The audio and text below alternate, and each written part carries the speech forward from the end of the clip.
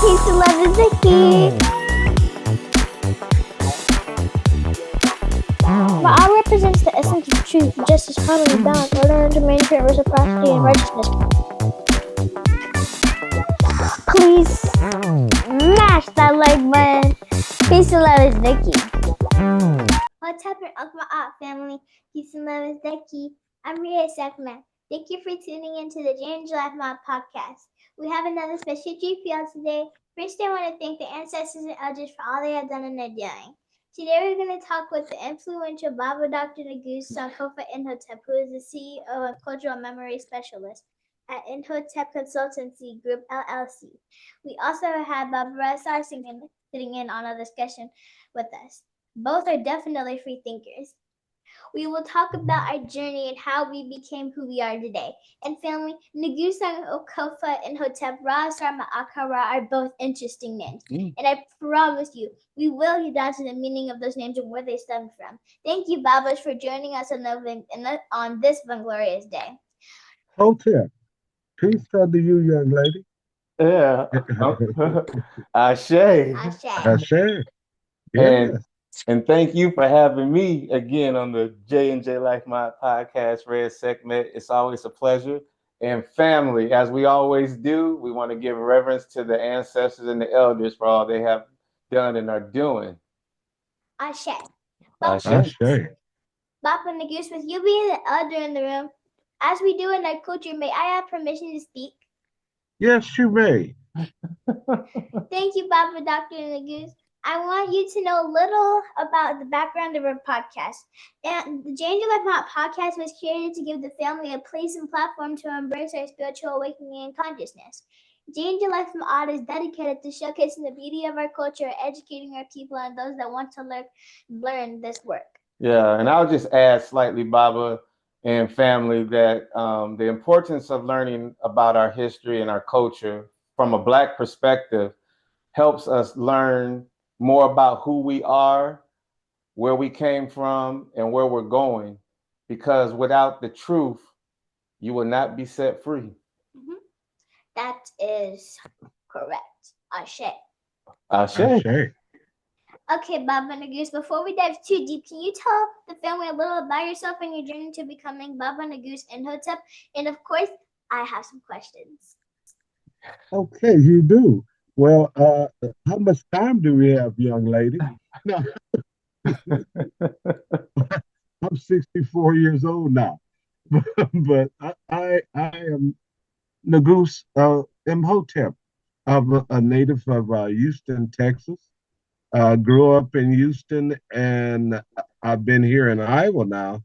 I can say half of my life, 30 years of my life here in Iowa. But my parents are from Iowa, and my dad was from Marshalltown, and my mother was from Des Moines. And my family always focused on education. And one thing that really stuck in my mind as a youth was that my parents always told me to look to your ancestors back on the continent of Africa and look at your culture and learn about your culture of your people. And it's been a journey ever since I could say I was probably maybe around 6 or 7 years old when I first started reading the Negro Encyclopedia. Wow. I started reading about African people as a little boy.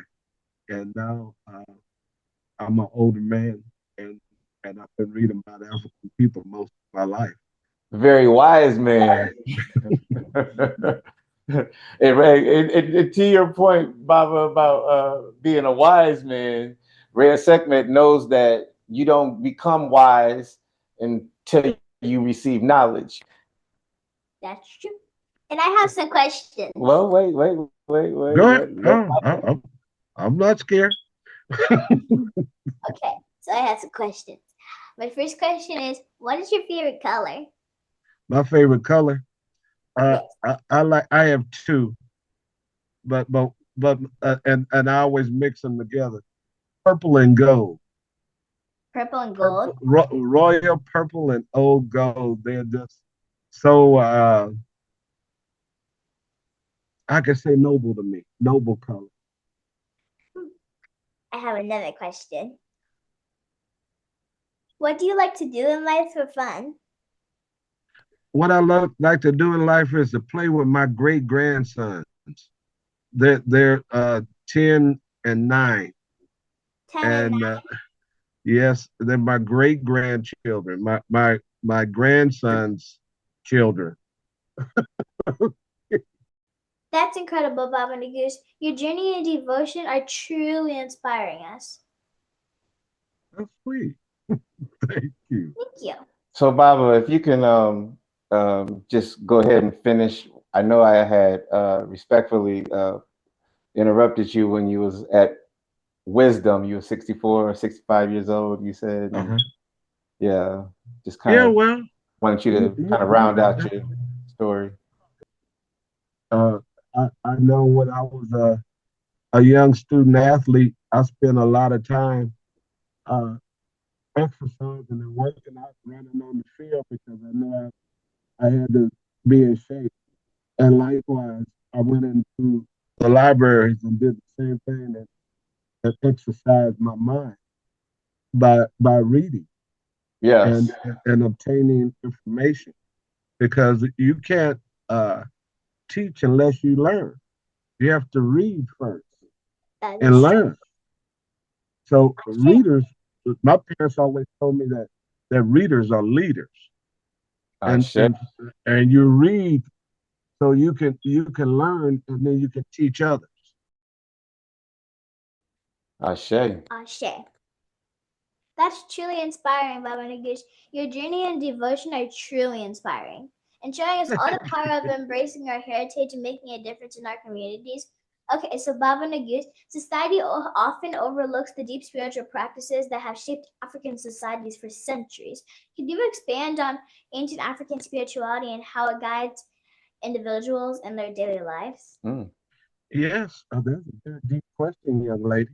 And she's not wasting no time, is she? Nope. No, she going. Let's get into the meat of it. Yeah. The thing is, people of African descent in the Western Hemisphere and elsewhere have been psychologically duped and tricked to abstain from our ancestral worship, our ancestral gods. As a matter of fact, that they did whatever. I'm not just gonna say they. I'm talking about the white power structure that we live by here on this planet at this day was created to obstruct the way that we as once did, as our ancestors once did. They took when they brought Africans to America through the transatlantic human cargo trade. They were not. The system was created to confound the minds of the people by telling them that the way that they worship was absolutely negative or demonic. If you did the ways of your African ancestors, it was something that was totally, absolutely negative. But in the same manner, how they created their system, they used their system to maintain control by taking something that our ancestors once had and really distorting it totally and bringing a message that if Black people worship the way that their ancestors did over in Africa, they call it voodoo or hoodoo, and make it seem like it's something negative, absolutely negative. Ashe. When it's not. When it's not, because if you look at the ancient civilization of Kemet and see how that the Memphite theology that the ancient Kemetic people utilized. A lot of the people, it was one particular tribe in West Africa called the Yoruba people. Mm-hmm. The Yoruba people have their first Oba of Benin, OBA, Oba. Mm-hmm. That's a title for a king. But the first Oba of Benin was named Aduduwa. Aduduwa. And Aduduwa came from ancient Kemet and it came across uh, the continent from ancient Kemet over into the hub of West Africa to where today is called Nigeria. And Okay. those people practice a religion that they call Orisha. Orisha. Yes, And Bob. We're doing a little bit of Orisha, studying on Orisha right yeah, now. and Orisha is I could say it's in a sense like a facsimile of the ancient Kemetic Memphite theology. Yeah, The, and we do have familiarity with the Memphite theology, and that would be based off of Shabaka stone. And just for our clarification, with the term that you use for ruler or king in Kemetian Medunecher, we call that the Neset Biti. mm-hmm. Is that correct, Baba? Yeah. Okay. I have a comment. Go ahead. Did you know Kush and Kemet were actually in the same family tree? Yes. Yeah, absolutely. Absolutely. Because the primary uh, pharaohs of Kemet came from the south first. Yes. And if we come to understand that in the south, what they called Sudan today was ancient Nubia, what they call Kush. And in that particular portion of the continent of Alkebulan, there's more pyramids, 20 times more pyramids there than there are in Kemet. They're not as large as the ones that you see in Kemet, but there's 20 times more. Yes, facts. Facts. Okay, so Baba Razar, would you like to add to what Baba Negus has so beautifully said? Wow, you want me to follow Baba Negus? Yeah. I think that was a great question, loaded for me. And again, Baba and family, we are students of information. We don't claim to know all the facts or be the experts of all the information. However, we want to make sure that the information that we do bring is information that is from a position of scholarship, learnership, and we want to make sure that we approach it with sensitivity. So, to your question, Reya'Sekhmet, and I'll try to be brief, but family, Okay. ancient African spirituality focuses, to my understanding, and it echoes what Baba Negus has said, focuses on understanding the world as being interconnected. It teaches us to respect nature, honor our ancestors, and see the divine in everyday life. It's like having a deep and loving relationship, Reya'Sekhmet, with all the things around us, because it says if you want to know how to strive and survive, and correct me if I'm wrong, Baba, if you want to if you want to know how to strive and survive on this planet, you follow nature. That's true. And so in our so in our ancient Yeah. African spirituality, we are all the divine essence of the Creator having a divine human experience. Yeah.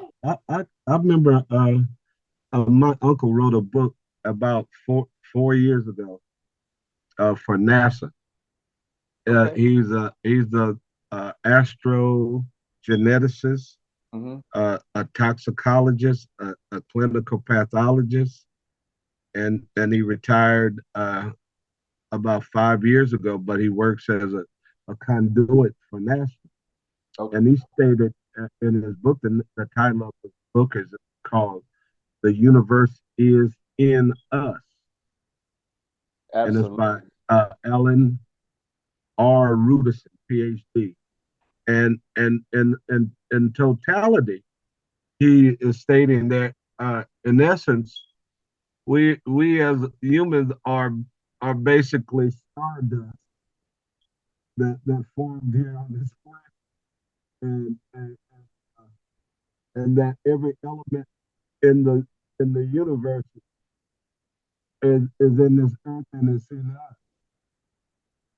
And we have copper in us, and diamond, gold, and magnesium, and cobalt, and bauxite, and coltan, and all of those things that you can find in the earth are in our bodies.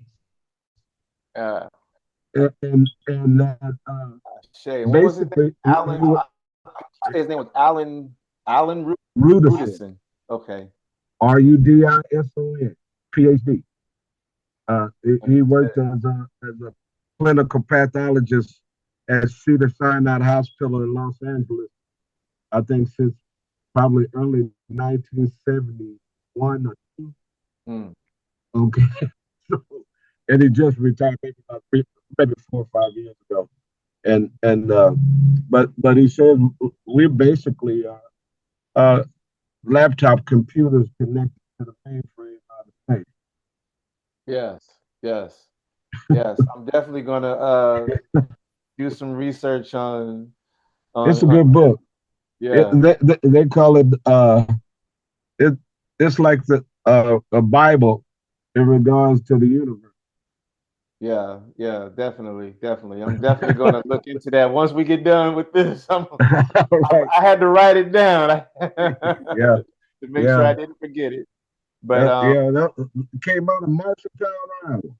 My dad's baby brother.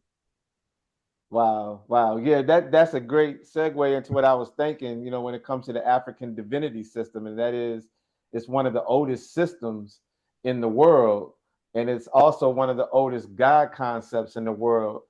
Yeah. And we remember that because the term Neteru is the Medu Neter term, Yes. which we know as God and goddesses today. So Yeah. they really got our mind twisted. So yeah, I'm glad that we're having this discussion, man. Yeah. We're tiptoeing on information, but that's okay. That's what Yeah. this is about. Well, you give them enough to where they can eat, they get the taste, they're gonna look for themselves. Yes, yes, and For sure. and again, Reya'Sekhmet, and as Baba Negus has, like as you stated so beautifully said, all of our ancient cultures stress that there has to be balance, meaning to where there is a masculine nectar, there is a feminine nectar, and you cannot have one Without him. without the other. That's it. That's it. Ashe. The Asians uh, that concept because we brought it to them back in ancient days. Because if people, I'll get people twisted or upset when I tell them that the first Chinese dynasty, Yeah. the Shang dynasty, was basically a group of Kushite people that came out of South Sudan and populated ancient China, Yes, and yes, and that's how they obtained that information.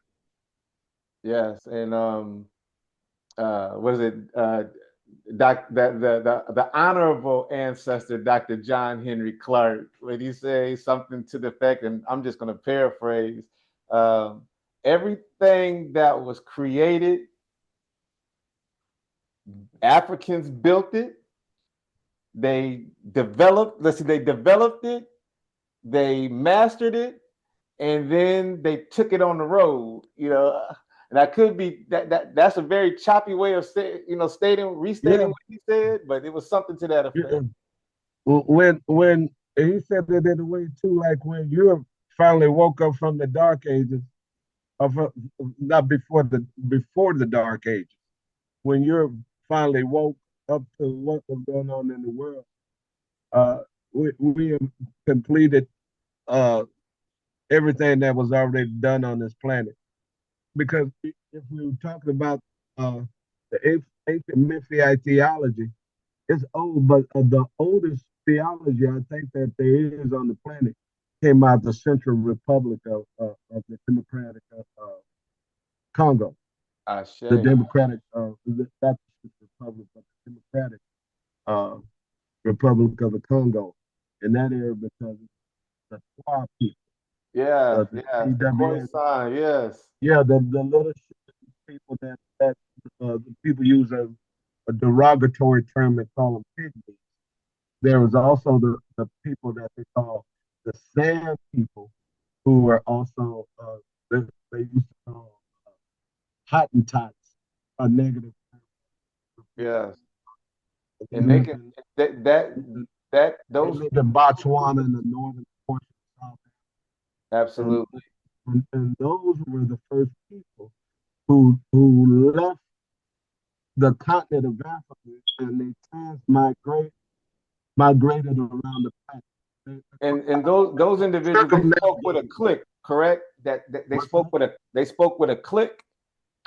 As a matter of fact, they were the first people to bring light Yes. because if you look at the statue of Bess, BES, he's a Yes. little short guy with his stomach, a little fat stomach, and he's squatting, and he has a fist up like this, but he has his tongue out like this. Yep. And what that We've been means is that studying them. he brought language to the world. And you can find evidence of them in Africa, in Australia, in North and South America and Central America. You can find evidence of those statues of those people. As a Yeah. matter of fact, I've read some information about their cosmetology, and it stated that the Twa people were so wise to the things of the universe, whatever situation that they were in, they could create apparatuses or some device to develop and maintain their life or improve their life.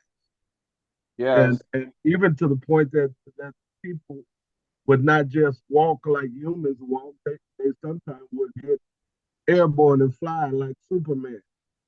Yes. And to your point, the ancestor, recent ancestor, Dr. David Imhotep, in his book, The First Americans Were African, Mm-hmm. in his research, we have bones in the United States that date back over 50 something thousand years that they carbon dated to the Twa people. Yeah, yeah, But yeah. you don't hear nobody talking about that. Well, that you know you don't want to pull the cover off the lie. You know, it's just like the movie. You remember the movie on the Wizard of Oz? The old movie on the Wizard of Oz, and then at the end, Peggy pulled back, and the guy was on the machine and said, "Don't look at this man.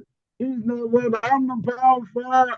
They got you blindfolded. They got you hoodwinked.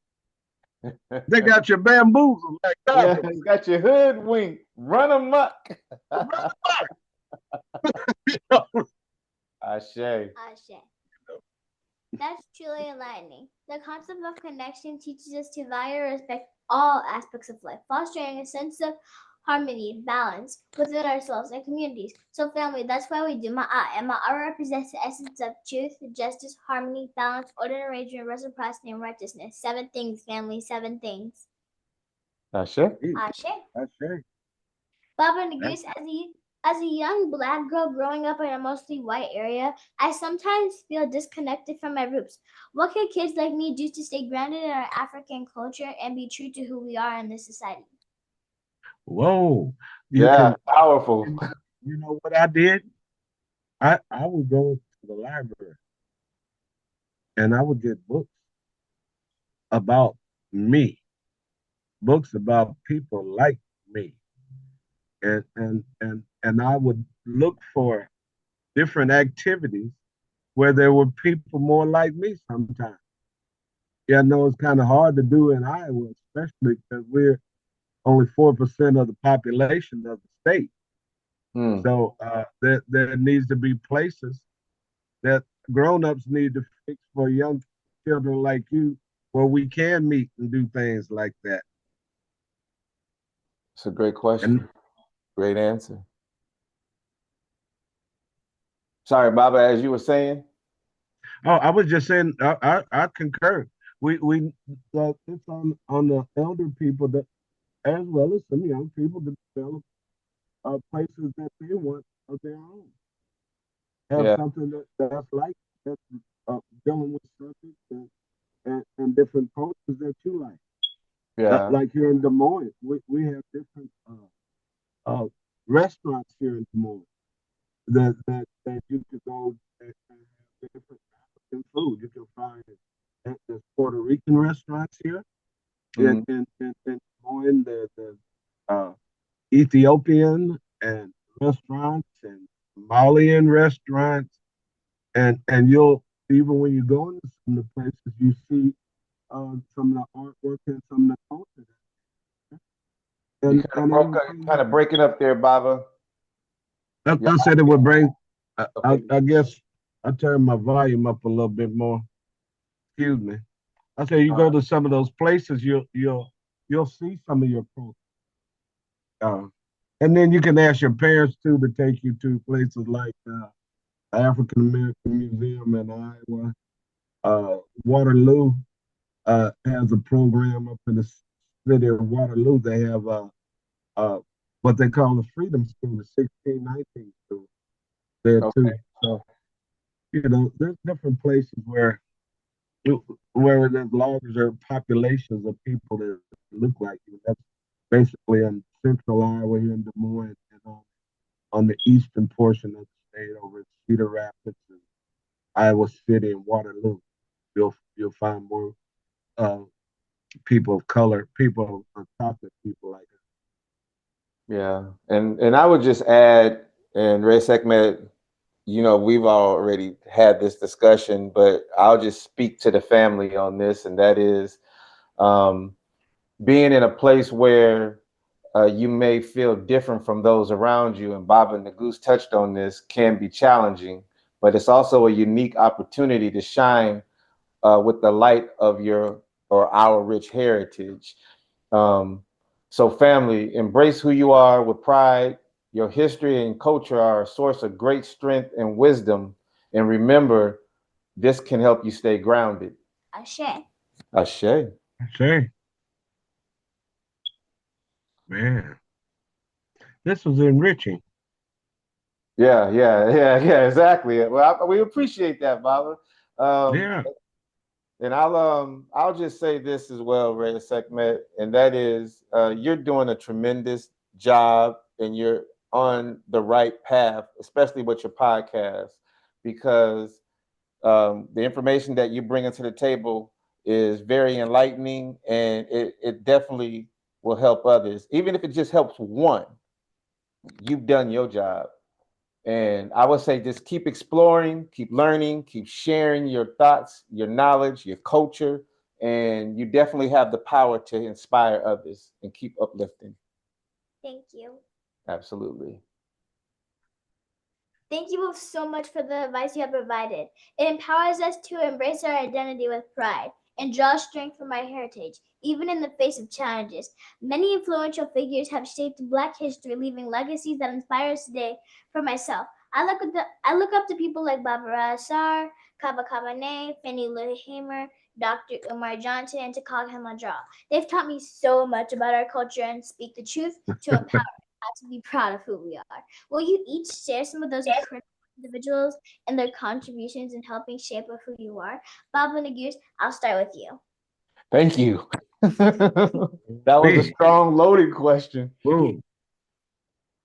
I got a long litany. Uh, it was first and foremost my father and my mother.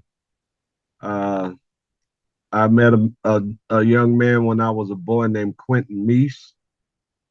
He was a former Crocker YMCA director.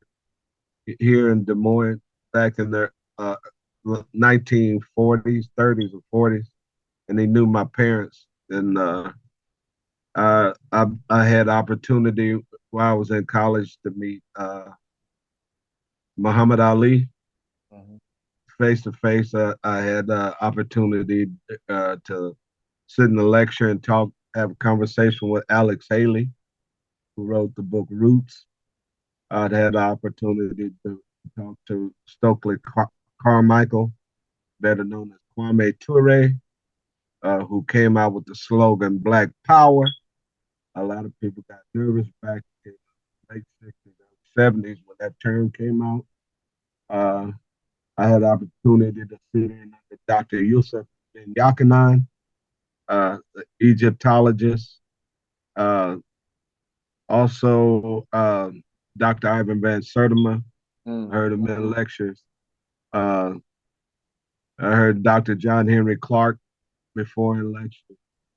Um, also, Dr. Asa Hilliard, Yes. an Egyptologist. As a matter of fact, his daughter was my ninth grade math teacher in Albert Thomas Junior High when I was in the ninth grade. Mr. Frank Mann. Frank Mann. Oh my God, Frank Mann. Dr. Frank Mann. He wasn't a doctor. He had a master's in mechanical engineering, and he was the founder and constructor. He invented the largest airplane that there was ever built back in the 40s, called the Spruce Goose. And Brother Mann was from my neighborhood in Houston, Texas, and he also invented the 1955 Thunderbird, the 1957 Bonneville, and in 1935, when the Italians dropped bombs on Ethiopia during World War II, Mr. Mann flew his own airplane that he created from Houston, Texas to Ethiopia to help the Ethiopians fight against the Italian government back during WW2.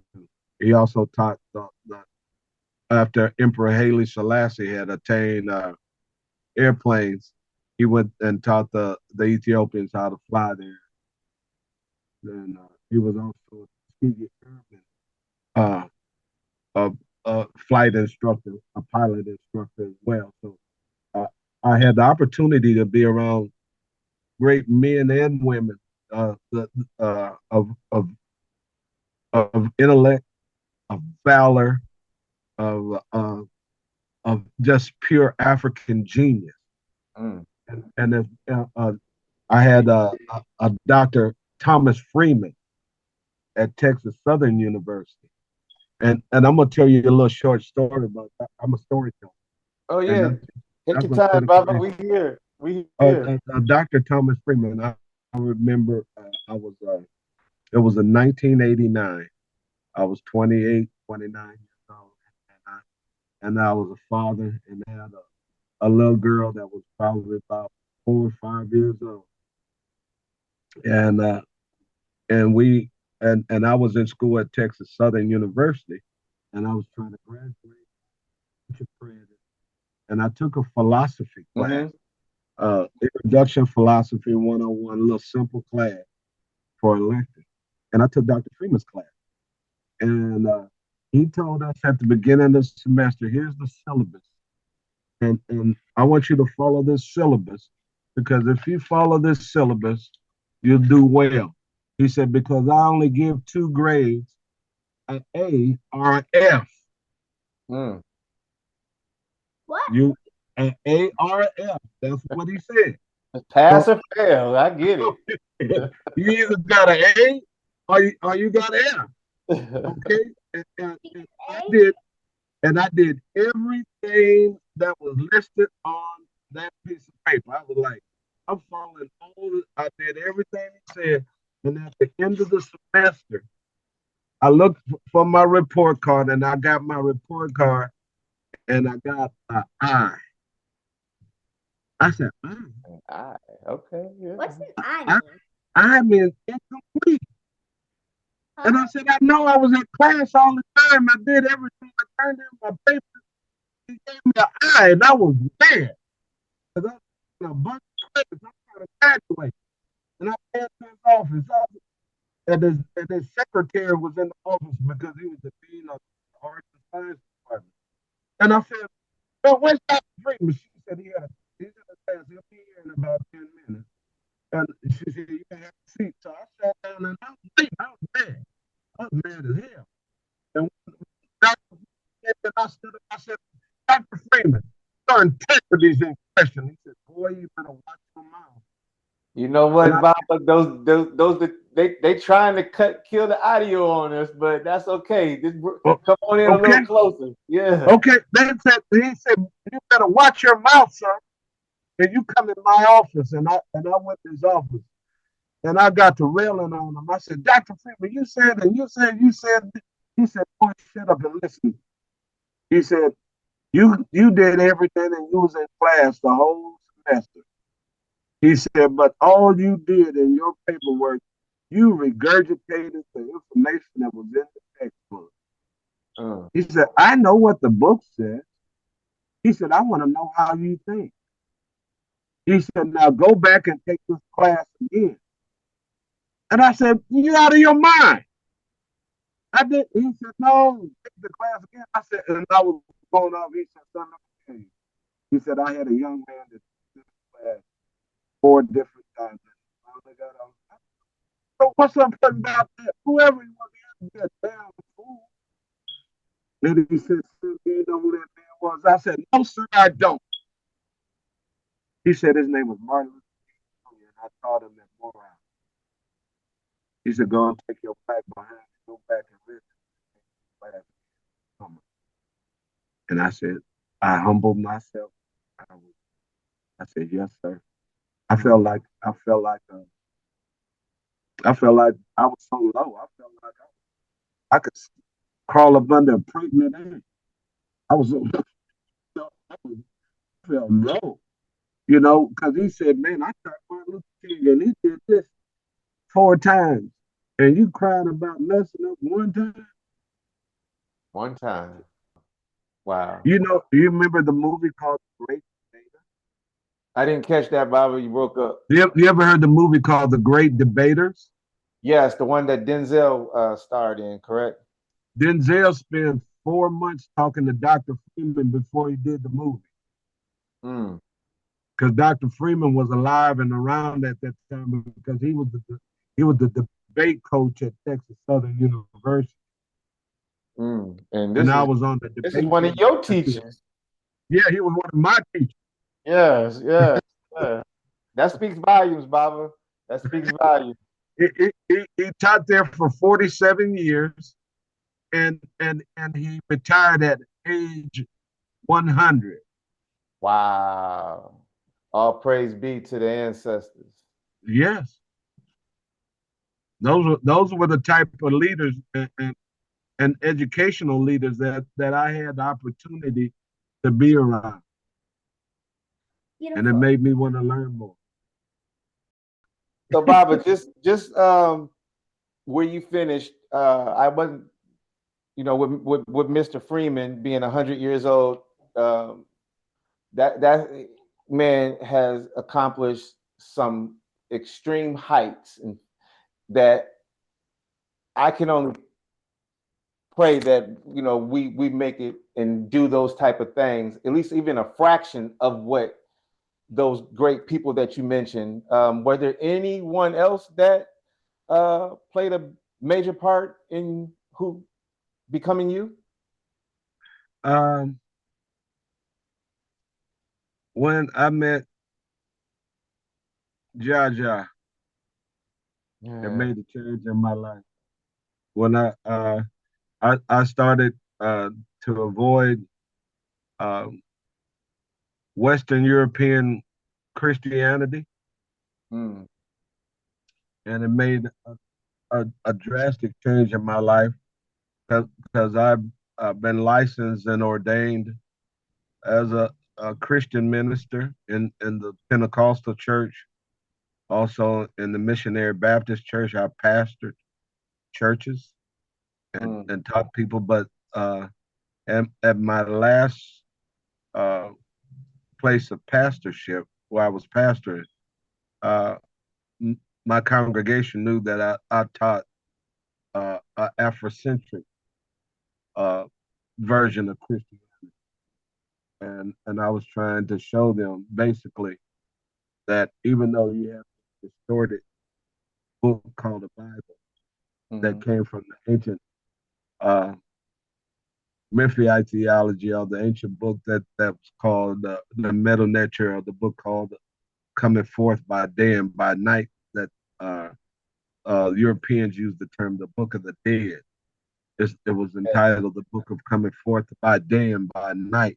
Is the oldest form of uh, probably one of the oldest religions next to uh, the ancient Twa cosmetology that I was talking about earlier.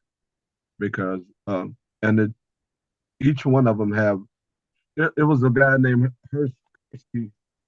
Percy Graves wrote a book called The 16 Crucified Saviors, and there were 16 different crucified saviors throughout the millennium, uh, starting with Ruth, the, the, the, the anointed, ordained, immaculate, conceived child, Haru, who was the first one. And there were 15 others all the way to the ones that they called, to this day, they use the term the Christ, are the ones that the Europeans call Jesus. A distorted term in the first place. And the name never was any of that. It was just a story that has been flipped over and flipped over and flipped over, flipped over, century to century to century, from millennial to millennial. And instead of practicing a distorted form of a religion, we already know. We know who we are. We didn't have to have somebody create a piece of paper in a book to tell us about who God is. Our people already knew from existence. I remember I emailed you that letter from King Leopold II. Yes. Yeah, to the Belgian missionaries going into the Congo back in the 1880s, and how he stated, don't go. He told the white missionaries when they went into the Congo, don't go over there trying to teach them niggas nothing about God, because they already know who God is. They call him Mungu and Zamizi and different names.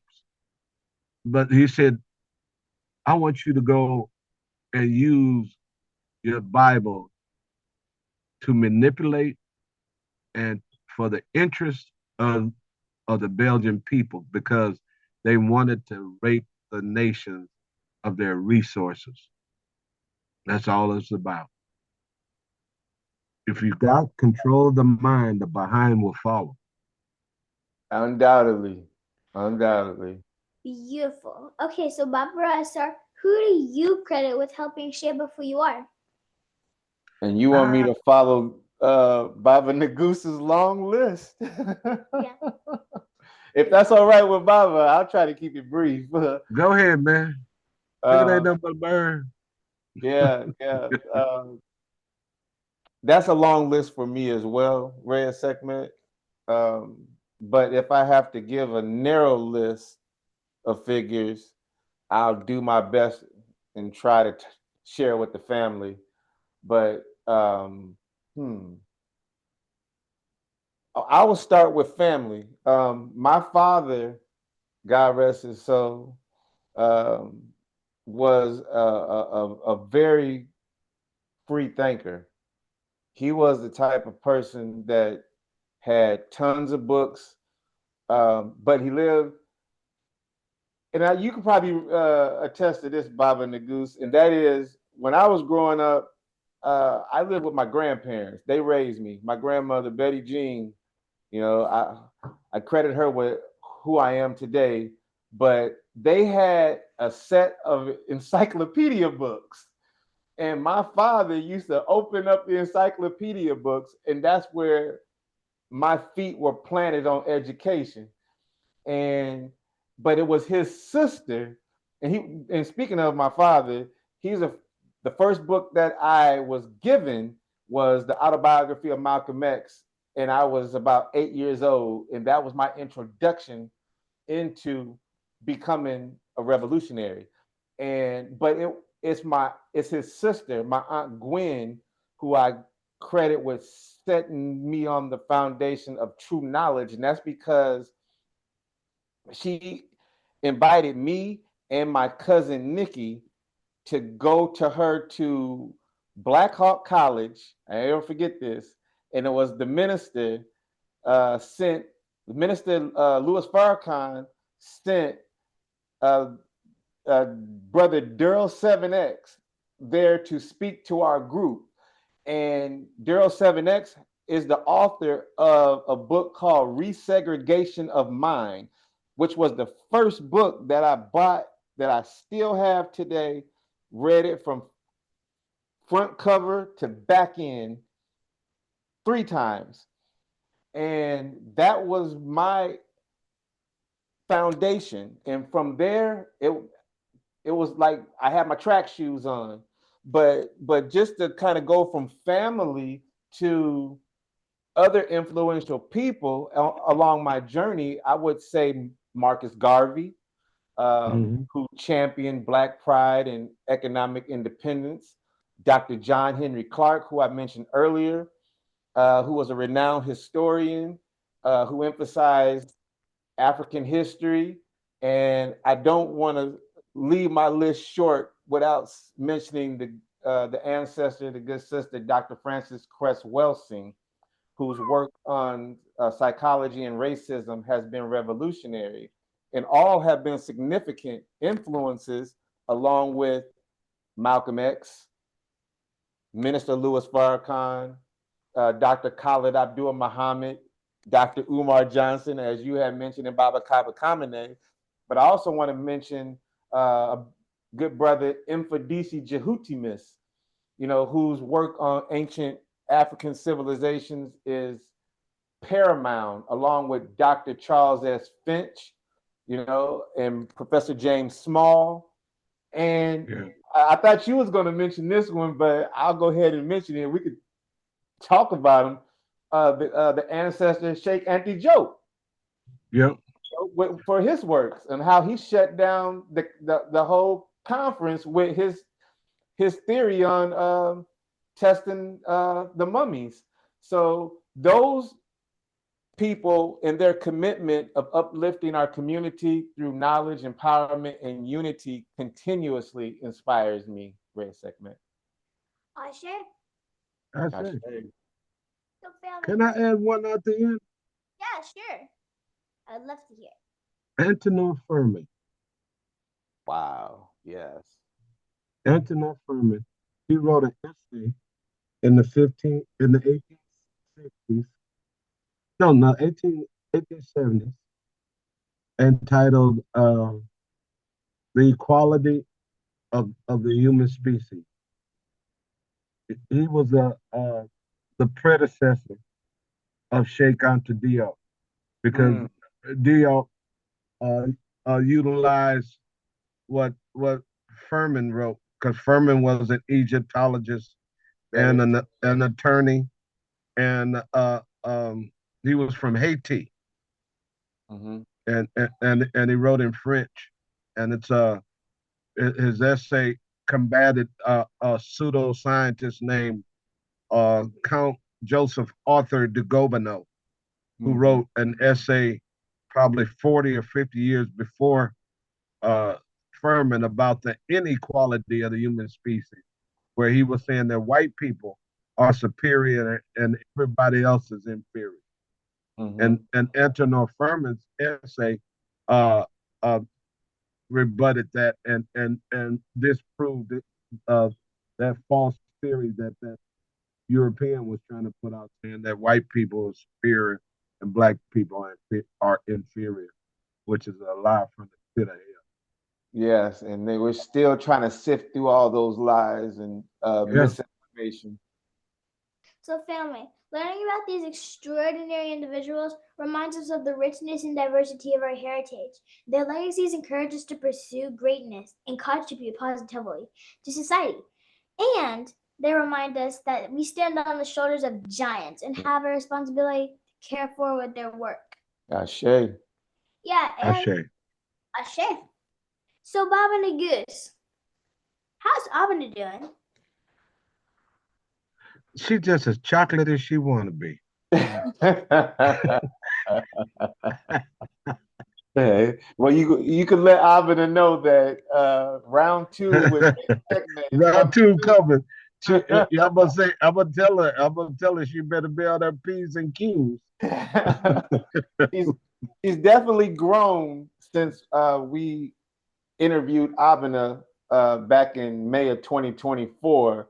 And again, she's only 8 years old, recently turned 8 years old. Go on with your bad self. Yeah, Keep on. So, Bobby, before we continue, I think this is a good segue into why do you think, and Ray, if you don't mind, can I ask Bobby a question? Okay. Why do you think that the information that we are presenting is, and I'm trying to frame it the right way. Why do you think the information that we presenting our Black history, the knowledge of our Black history that we have to reiterate to the closed ears and to Black Negropeans, lack of a better term, who are shields for the other or for the white man? Why do you think that the information that we have and that we're presenting to those people, to those ears, it comes off as unsafe? Well, because it is something to them. Because you're against the status quo. You're bringing a narrative that is totally contrary to their narrative. I look at it in the sense of just because people have college degrees doesn't make them intelligent. Because some of the most intelligent people I ever met had no college degrees in comparison to some that I know that have many and are just as docile as can be. So, that's what I see.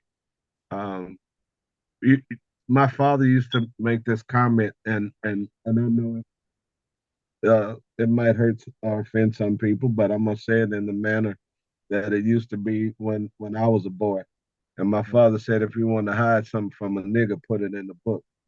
Oh yeah, absolutely. I've been told some people, yeah, they will. Just looking at that, it was in 1740 in the United States. It was against the law in South Carolina for Black people to read. It was against the law for them to plant their own food. It was against the law for us to congregate just the way we are right now. It was against the law for us to travel unless we had a passport. And if you got tired and didn't want to work, or if you got a little boisterous and talked a little too much or said something, they could beat you or kill you, and it was legal. And I think that I mentioned that because I thought it was a great segue into Reya'Sekhmet's next question. And, it just seems like, every day when I walk this earth, and especially in the area that we live in here in Iowa, that, people that look like us even think that we're in a post-racial society. And, when you have white folks having conversation, they're not being told to shh.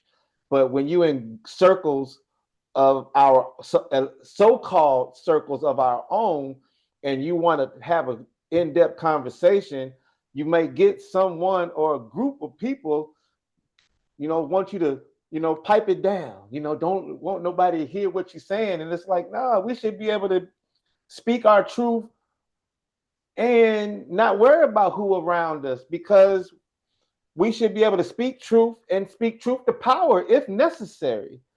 So that's why I asked that question. I wanted to make sure that, you know, we had a chance to chop it up about it. Some I know people have to do things to maintain their livelihood, and some people overdo it. Undoubtedly. And the thing is that Malcolm, the late our ancestor El Hajj Malik El Shabazz said there was a house and there was a field. They had a house that took care of the house, field that were out in the field. The the the runner or the owner of the plantation will get sick, and the house in words would say, "Is we sick, boss?" You know, and you got some we sick boss people in positions of power here in the city of Des Moines, all through positions of what they call pseudo leadership. Exactly. Who are basically the we sick boss type of folks. Because if they were like others that are provocative and outspoken, they don't want them. And I'm not really asked to come and speak too often. Yeah, Ashe. And back to Abna.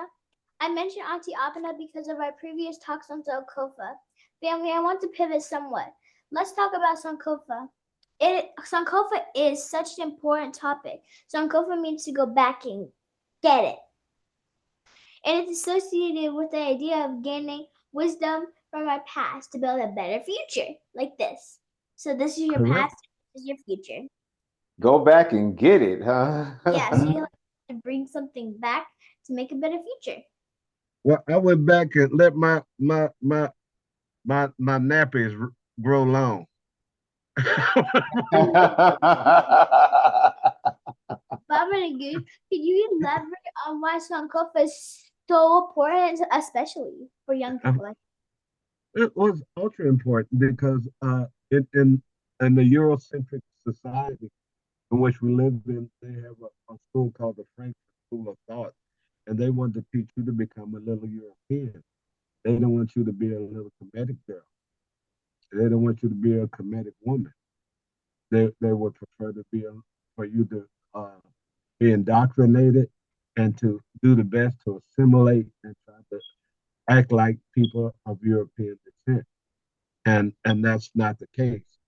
The Creator made you exactly the way you are, and you're beautiful, and the way you do things are divine because God, the Creator. I don't like to even use the word God. God is a German word. The word God, G-O-T. That's how the word God came into existence. I would be more preferred to call them Orisha. I would call on the gods of our ancestors. Call on Ogun. I would call on Shangu.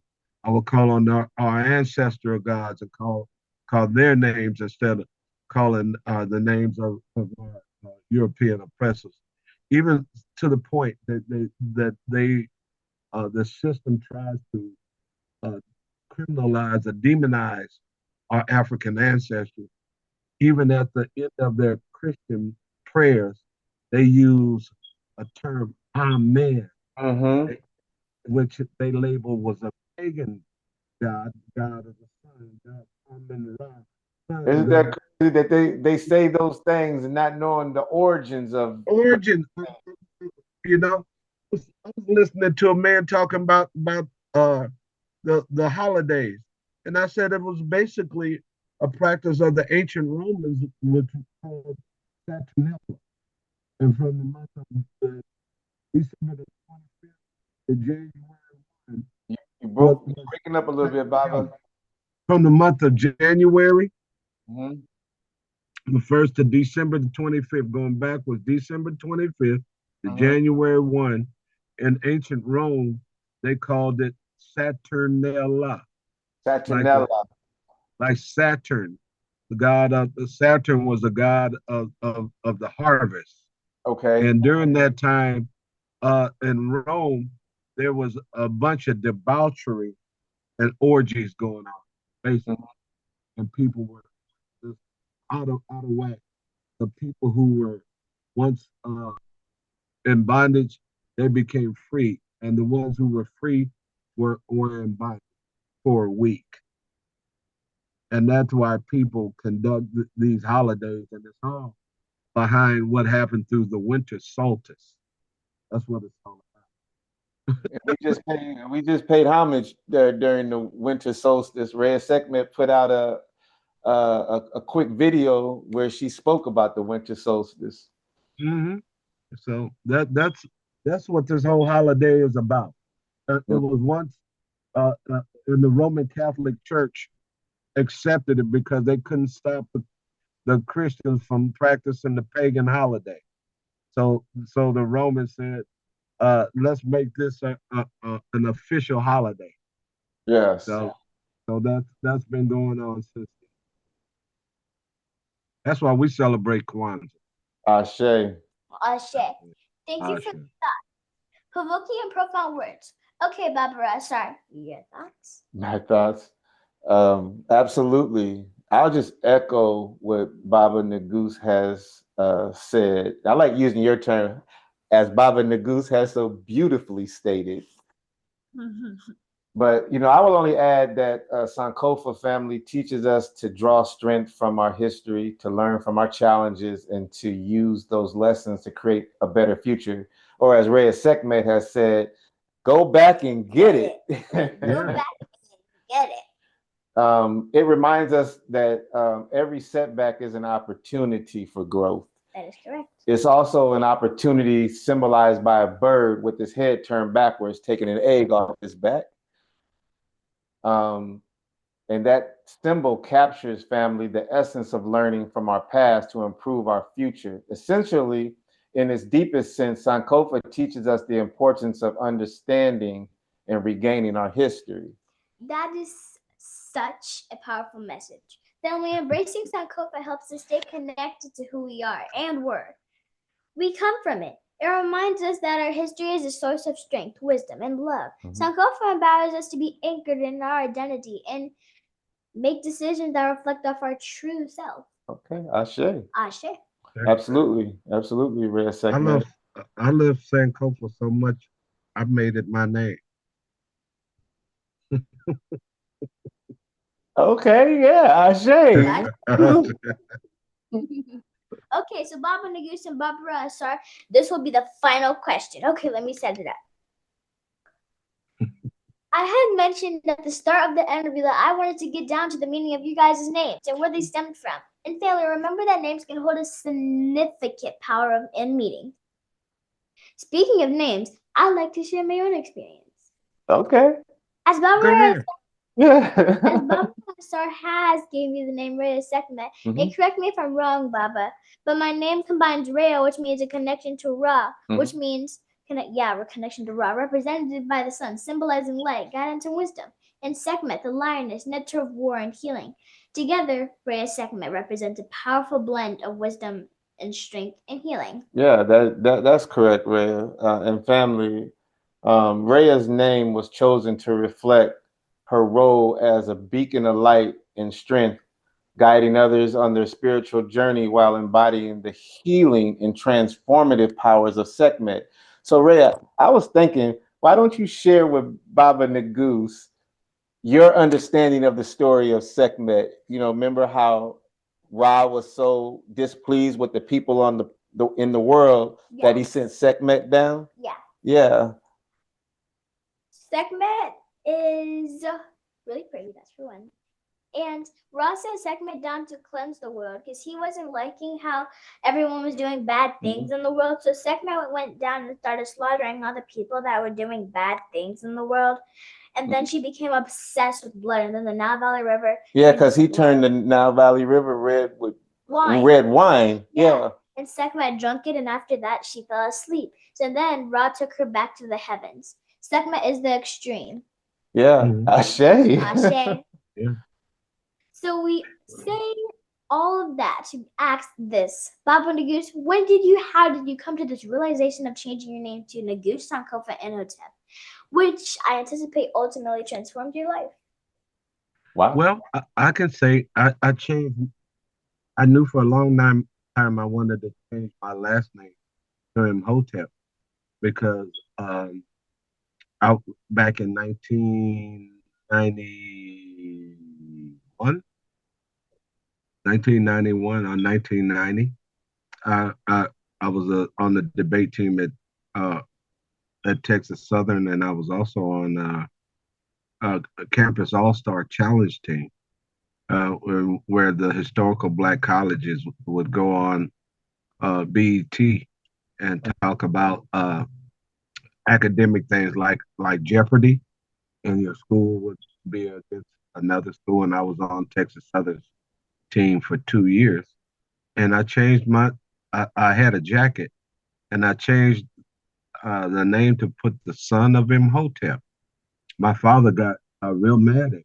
My biological dad got real mad at me because I had Hmm. it on the jacket because I said the son of Imhotep because I knew who Imhotep was, and that was the reason. I didn't know that Imhotep was the father of medicine. He was one of the earliest demigods. Imhotep and Ptahhotep were two of the first that completed the 42 uh, books of Hermes and the 42 steps of Ma'at, and received the blessing or the label of the term that they call the summum bonum. That's when mankind reaches the highest level of good, when mankind is standing on the earth perpendicular to the creative forces of the universe.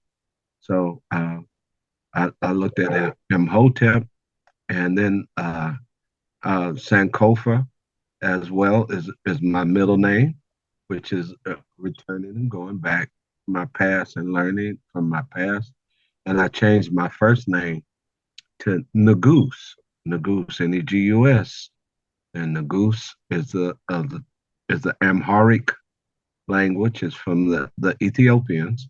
It means king. Hmm. Emperor Haile Selassie was the Negus of Ethiopia.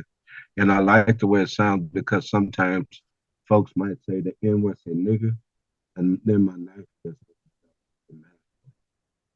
Ashe. The principles are indeed powerful. Baba Sar, how did this realization transform your life? Oof. Yeah, that's a good question, Reya'Sekhmet. And just Baba, I don't know if I shared this with you, but I am in the process of legally changing my name now. Matter of fact, my family has taken the last name of Maatkara. And so basically, some years back, I was studying the great Neset B'ti Hatshepsut and learned that, yeah, and I learned that her throne name was Maatkara. And it was a profound shift in my life because during COVID, my wife was doing a lot of research, and I'm thankful for COVID because it shut the world down and it put me back in tune with my spirituality. And as her and I was just doing more reading and research, um, I adopted the name Ra'Asar Maatkara to reflect my new identity and commitment to living by the principles of Ma'at. And we do Ma'at. We practice Ma'at to the fullest. So I immerse myself in the studying and the teachings of these ancient wisdoms, driven by the mission to share this knowledge with my family and others, or as Reya'Sekhmet says, those who are willing and wanting to learn this information, and to bring that awakening and connect with our true selves. So basically, the name Ra Asar Ma'akara carries profound meaning for me and significance as Ra, as you just said, earlier, Reya'Sekhmet, refers to the ancient Kemetian aspect of the sun, symbolizing light, clarity, and enlightenment, Baba, and Asar.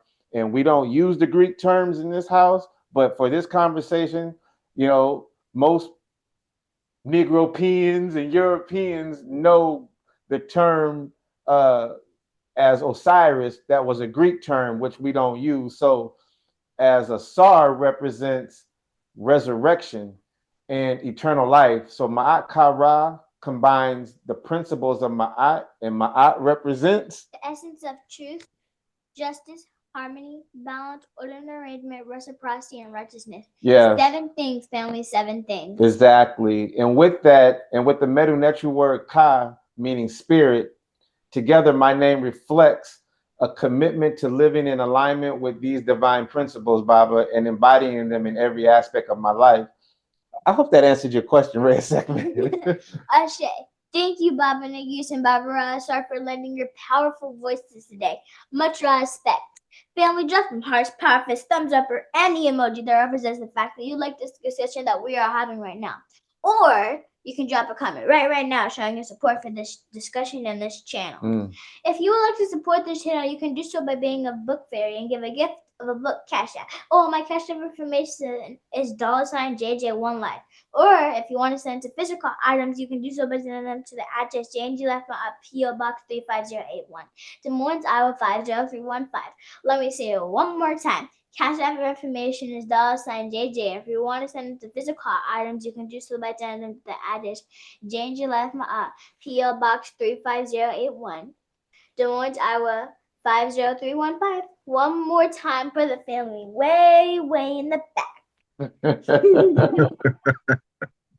Cash app $JJ1Life. If you want to send it to physical items, you can do so by sending them to the address J&J-Life MA'AT, P.O. Box 35081, Des Moines, Iowa 50315.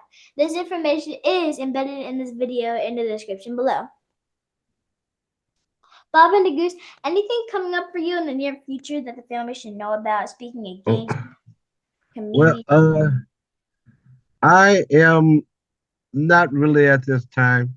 I know Black History Month is coming up, and then a lot of people sometimes start calling Baba Negus, and they want to hear something that's out of the ordinary. Then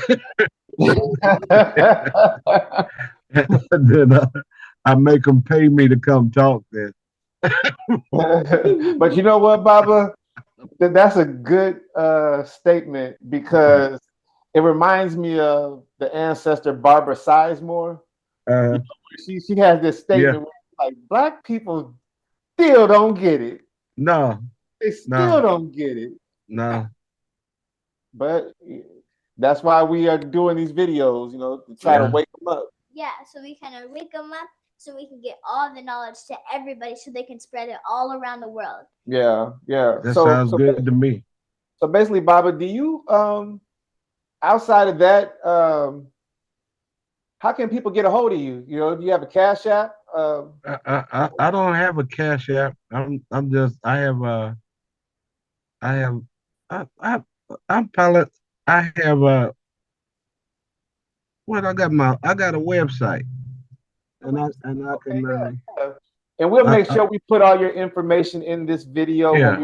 And put it in. We're gonna put it in the description below, so you can provide that. Send it to our email. That'll be good. It's right on my LinkedIn page. Okay. All of that. So they can contact me that way. Okay. That's it. What? If you don't mind, Reya'Sekhmet, I just want to ask Baba one more question. Baba, is there anything that we haven't discussed that you would like to touch on before I have Reya'Sekhmet close us out? No, sir, because we wouldn't have time to even address. Yeah. I say. Now that you know a little more about Baba Negus, Baba Reya'Sekhmet, and myself, don't take our word for none of this information we provided today. Do your research one more time. Do your research one more time for the family, way in the back. Do your research.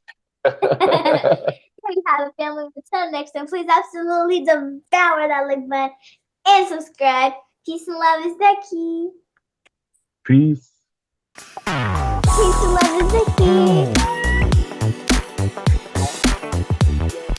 Ma'at represents the essence of truth, justice, harmony, balance, order, and management, reciprocity, and righteousness.